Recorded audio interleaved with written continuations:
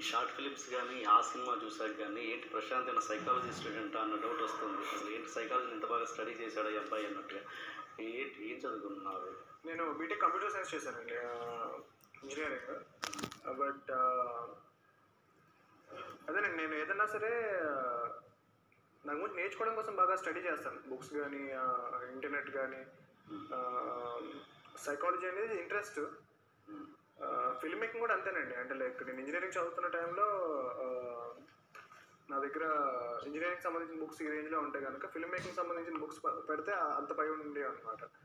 So out of interest చదువుతాను నేను తప్పితే ఇంజనీరింగ్ కూడా నేను ఎప్పుడు మార్క్స్ కోసం ఎప్పుడు చదవలేదన్నమాట. ఓకే, కంటెంట్ నేర్చుకోవడానికి ట్రై చేస్తాను. సో అలా సైకాలజీ గురించి కూడా స్టడీ చేశాను. ఎలాంటి బుక్స్ చదువుతారు? ఓకే, ఫిల్మ్ మేకింగ్ కాకుండా అదర్ దెన్ ఫిల్మ్ మేకింగ్.